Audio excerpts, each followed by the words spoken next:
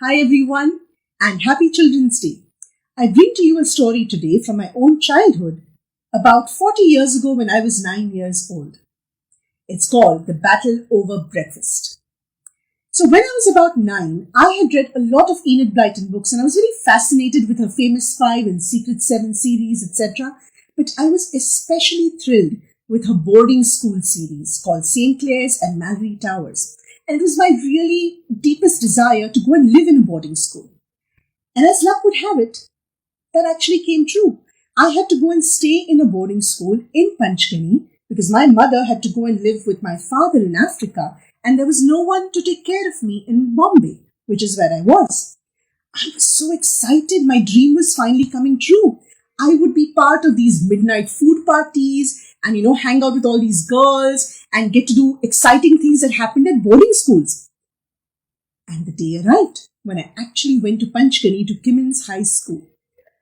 And reality was a tad bit different than what was written in all those books. I was pretty lonely, staying away from my parents for the very first time and trying to make new friends and not knowing, a lot of the rules and learning as I went along. One especially difficult thing was waking up in the morning, early and on time, because if you didn't, there were really long lines for the shared bathrooms. But I learned pretty quick, and soon, after some weeks, I was settling down, and I was kind of feeling happy too about it. But there was one thing that always troubled me. That was the morning breakfast. Every morning, day after day, week after week, we were served porridge. And although porridge sounded very exciting and like a warm comfort food in the books, in reality, I personally really did not like to eat porridge. But I forced myself, trying to eat that porridge. But one day, finally, I had had enough. And I went up to our warden, Mrs. L. She was quite a dragon in her own right. But I mustered up the courage and I went up to her and said, Mrs. L., I have a request. She said, what is it, child? I really can't eat porridge anymore. I just don't like it. I feel like I'm going to throw up. And she was very, very strict. And porridge was compulsory. So she did not want to give in. At the same time, she didn't want to completely shut me down. So she thought of a strategy. And she said, okay, you will have to get a note from the principal, Miss Inayak. And then I will allow you to not have porridge. If Mrs. L was a dragon, Miss Inayak to me was head dragon. She was extremely strict and I had met her just once at the time of admission and she was pretty intimidating at that time. But I mustered up whatever courage I had left and I said, well, speak to the principal, eat porridge. Speak to the principal, eat porridge. And really, I couldn't eat a single more bite of that porridge. So I rushed, I ran before I lost all my courage. I ran all the way to the principal's office and knocked on her door. And she said, enter. I went in. And what do I see? The principal was eating her own breakfast and she had just pushed away her breakfast tray when I walked in.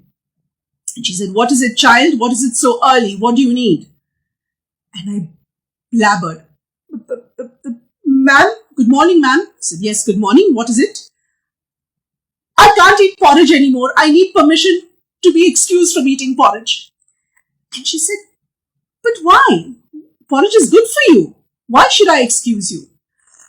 I just hate it, ma'am. I feel like throwing up. If I had to eat another bite, I would definitely throw up. Please excuse me. And Miss Inayak stole a quick glance at her own breakfast tray which had been pushed away. And you know what? Right there on the tray sat an untouched bowl of porridge.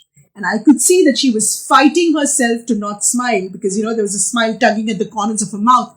But she controlled herself and she quickly gathered her own words and said, okay, child, I will allow you, but just for this semester. No longer, okay? Next term, you must eat your porridge. I was thrilled and I ran back to my dormitory brandishing that note from Miss Inayak saying I need not eat any more porridge for that semester. And my joy knew no bounds. And Mrs. L, she was pretty shocked that I'd actually done that. And you know what? That earned me a lot of respect from the girls and I started making many new friends. So remember, children, if you really feel strongly about something deep in your heart, you must speak up for yourself. Things may work out, things may not work out, but you must always remember to speak up for yourself. And with that, I'd like to wish you a very happy Children's Day. Bye.